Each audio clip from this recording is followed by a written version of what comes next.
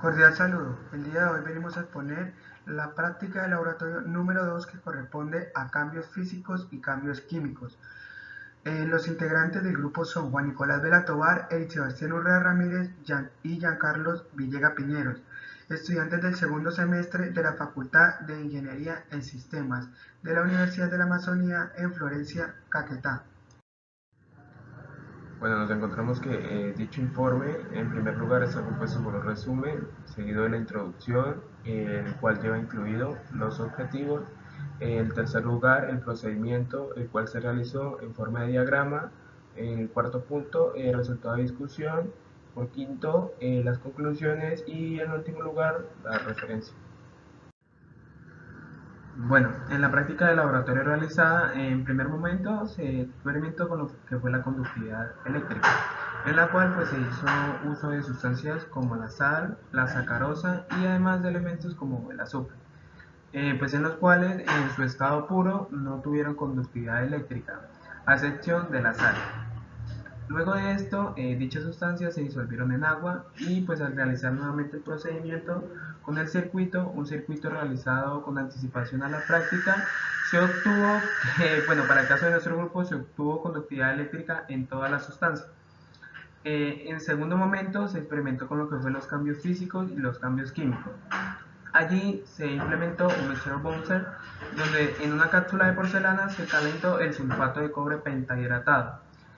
Bueno, aquí se puede observar que para dicha sustancia al someterse a altas temperaturas, esta tiende a cambiar su color. Por último, se experimentó con los espectros de emisión, donde se hizo uso de sustancias como el sodio, el potasio, el magnesio, entre muchas otras más. Ahí se puede observar que en el caso del sodio, el color que dio fue un luz naranja intenso y el del potasio reflejó un luz violeta claro. Como se sabe, los cambios físicos y químicos es toda variación física o química que presenta un material en comparación a su estado inicial y estado final. Así, mediante el cambio se puede establecer las propiedades o características de la materia antes y después del cambio. Las propiedades físicas son características propias de una sustancia que se observa en ausencia de cualquier cambio de composición, ya sea el color, olor, sabor, estado físico. Esto lo podemos dividir como sólido, líquido, gaseoso, densidad, punto de ebullición, punto de fusión, la conductividad térmica o eléctrica son propiedades físicas. Estas propiedades también pueden ser extensivas, las cuales dependen de la cantidad de sustancia presente, como masa, volumen, etc. Y las intensivas, que no dependen de la cantidad de sustancia presente, como temperatura, densidad, olor, etc. Las propiedades químicas son las que exhiben la materia cuando experimentan cambios en su composición, ya sea transformándose en una sustancia nueva por descomposición o por reacción con otras especies, por lo que se puede concluir que la materia no se crea ni se destruye, solo se transforma. Los cambios físicos son alteraciones que no implican transformación de la composición química de la sustancia, es decir, no hay formación de nuevas sustancias. Entre este tipo de cambios se encuentran los de estado físico, que son evaporación, sublimación, fusión, congelación, etc. Y los cambios de estructura de un sólido. Los cambios químicos son alteraciones que sufren las sustancias para producir nuevas con propiedades y composición distinta a la original. Se representa mediante ecuaciones químicas. En la práctica de laboratorio realizada se logró observar y analizar los distintos cambios que suceden en las diferentes partes del procedimiento a partir de diversos procesos que se realizaron. El objetivo principal es relacionar algunas propiedades físicas con el espectro de emisión de la llama, el punto de fusión y conductividad eléctrica de algunas sustancias con el tipo de enlace químico que las caracteriza, reconociendo además de las propiedades que identifican los cambios químicos y los cambios físicos de la materia.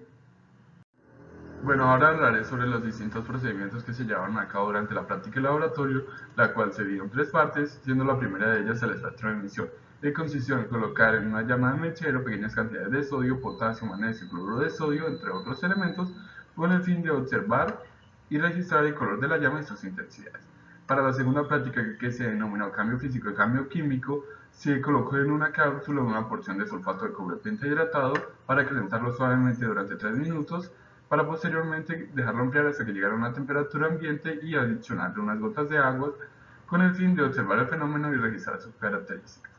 Para la tercera parte, que se denominó reconocimiento de los enlaces iónicos, covalentes, polares, no polares y fuerzas intermoleculares, según el montaje descrito, se colocó en un vidrio reloj las sustancias indicadas en las tablas, que fueron azufre, cloruro de sodio y sacarosa, con el fin de comprobar si estas conducían o no corriente eléctrica. Ahora procederemos con el apartado de resultados y discusión, empezando por el primer experimento, que fue el espectro de emisión. El color es un fenómeno físico de la luz o de la visión asociado con las diferentes longitudes de onda en la zona visible del espectro electromagnético. Dependiendo de la magnitud de la longitud de onda, se puede percibir un color diferente. Por ejemplo, la longitud de onda de 750 nanómetros se percibe como roja y la longitud de onda de 350 nanómetros se percibe como violeta. Las luces de las longitudes de ondas intermedias se perciben como azul, verde, amarilla o anaranjada. Para entender por qué los elementos químicos, al ser expuestos a las llamas, dan tonalidades diferentes, tenemos que ver el núcleo de cada átomo, de cada elemento es diferente al de los demás. Y como el color emitido depende del núcleo del elemento y de la frecuencia de onda, hace que cada elemento emita un color diferente de los demás. A esto se le conoce como espectro atómico. En los experimentos realizados pudimos ver que el sodio tuvo un color naranja intenso, el potasio un naranja amarillento, el magnesio una luminosidad blanca intensa, el sulfato cúprico un verde intenso, como se pueden ver en las distintas imágenes que aparecen en la presentación. Bueno, como podemos ver, para el cloruro de sodio se obtuvo una tonalidad naranja amarillenta, para el cloruro de potasio en el centro azul y alrededor de él amarillo, en el cloruro de magnesio un verde y a su alrededor con el centro azul y pequeñas tonalidades moradas, y en el cloruro de cobre un amarillo. Bueno, ahora podemos ver que para el cloruro de estroncio se obtuvo un rojo intenso, para el cloruro de bario un amarillo claro y para el cloruro de litio un rojo intenso y con algunas otras coloraciones por contaminación con otros elementos. Para cada elemento se obtuvo un buen resultado, exceptuando el último, que fue el cloruro de litio, ya que para este experimento se mezcló por error con otros elementos. Para el experimento de cambios físicos y cambios químicos se hizo uso del sulfato de cobre pentahidratado, el cual se puso a calentar con la ayuda de un mechero Bunsen en una cápsula de porcelana. Minutos después observamos cómo este cambió su color debido a la deshidratación de la alta temperatura a la que fue sometida. Se evidenció que hubo un cambio químico debido al cambio de color que este tuvo. Se obtuvo sulfato cúprico anhidro. Este sulfato se dejó enfriar a temperatura ambiente. A medida que pasaban los minutos se pudo evidenciar cómo este iba recuperando su tono de color original, ya que este producto se dice que es muy higroscópico, es decir, que absorbe la humedad. Por ende, si lo dejamos al aire libre, este acabará hidratándose nuevamente y recuperando su color. Al agregarle agua, se pudo observar cómo aceleramos ese proceso de hidratación. También se tuvo en cuenta que el cambio químico por el cual sufrió el sulfato de cobre es un cambio químico reversible. Para el experimento de conductividad eléctrica utilizamos las sustancias como agua destilada, sal y sacarosa y azufre. A estas sustancias las mezclamos con el agua destilada obteniendo agua destilada más sal, agua destilada más sacarosa y agua destilada más azufre. Notamos de que las sustancias puras como el agua destilada sí nos dieron conductividad eléctrica, también la sal en su estado puro. Lo que fue la sacarosa y el azufre no generaron conductividad eléctrica. Obteniendo esta información notamos de que estos elementos mezclados con el agua nos dieron todos conductividad eléctrica. Observamos de que el agua más el sal sí es soluble en agua. Al observar la solubilidad del agua notamos de que el agua más la sal sí es soluble y el agua y el azúcar también es soluble, pero el agua y el azufre no es soluble en agua. Los tipos de enlaces químicos que observamos para el agua destilada fue un enlace covalente, para la sal un enlace iónico, para la sacarosa un enlace covalente, para el azufre enlace covalente, para el agua y la sal enlace iónico para el agua más la sacarosa, enlace covalente, y para el agua más el azufre, enlace covalente.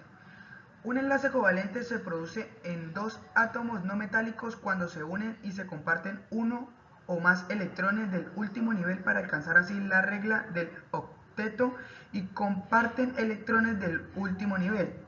Para un enlace iónico es el resultado de la presencia de atracción electrostática en los dos iones de distintos signos respecto a las valencias de los elementos y el número de electrones que debe perder o ganar para completar las capas, es decir, uno fuertemente electropositivo y otro fuertemente electronegativo. Esto nos da a entender de que los enlaces iónicos son aquellos los que nos van a producir electricidad y nos van a producir conductividad. Las imágenes que tomamos, a continuación les presento el circuito funcionando, que fue utilizado con una pila de 9 voltios, un LED de aproximadamente 1,5 voltios y una resistencia para que la pila no quemara el voltio, y dos cables, uno hacia el lado positivo y el otro hacia el lado negativo de la pila, con un corte de los cables para poder medir la conductividad en el agua y no quedará un circuito cerrado. Los materiales de trabajo fueron el circuito. Observamos también pues ciertos elementos importantes para los otros experimentos, pero para lo que fue establecido en el experimento de conductividad fue el circuito y los elementos que utilizamos, que ya fueron presentados en la tabla 1.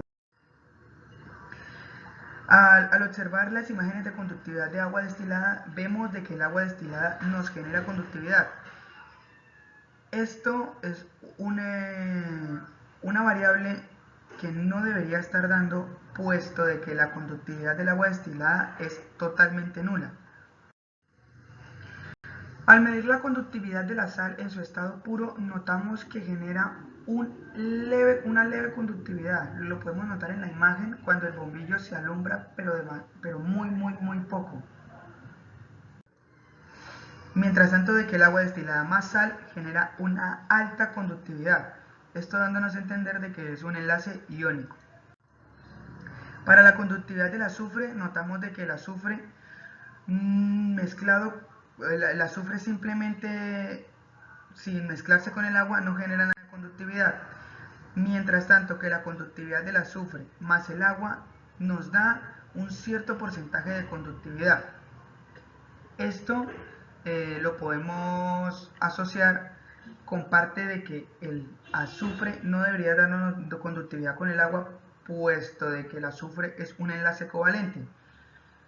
El problema se plantea a que el agua se estipula que estaba contaminada. A lo largo del experimento, los diferentes resultados se vieron afectados por diversos cambios físicos de los elementos, empezando por la parte de la conductividad de los elementos que se muestran en la tabla 1. Se logró observar que el agua destilada con otros elementos que no deberían ser conductores conseguían conducir la electricidad, aunque muy baja conductividad. Una de las hipótesis a las que se llegaron con esto es que el agua estaba contaminada, puesto que el agua destilada no contiene sales disueltas y por lo tanto no conduce la electricidad y tiene una conductividad eléctrica de 0. Esto se ve reflejado en que la conductividad eléctrica refleja la capacidad del agua para conducir corriente eléctrica y está directamente relacionado con la concentración de sales disueltas en el agua. La otra teoría que se plantea es la manera de cómo se construyó el circuito, como lo vemos en la figura 1.1. Notamos ciertos elementos nuevos que no estaban establecidos en la guía de laboratorio. Esto era la resistencia de 460 ohmios, que se aplica la resistencia ya que el LED utilizado era de 1.5 voltios y la pila de 9 voltios, causando una sobrecarga donde fundía el LED si se conectaba directo. La resistencia ayudó a mermar el voltaje y así poder trabajar con el LED de 1.5 voltios. Se plantean las dos hipótesis para llegar a una conclusión, pero la más favorable y la más factible, llevando las investigaciones resueltas y observando distintos experimentos externos, nos damos cuenta de que la más acertada es la de que el agua estaba contaminada, pasando de que el agua no era destilada y era agua normal.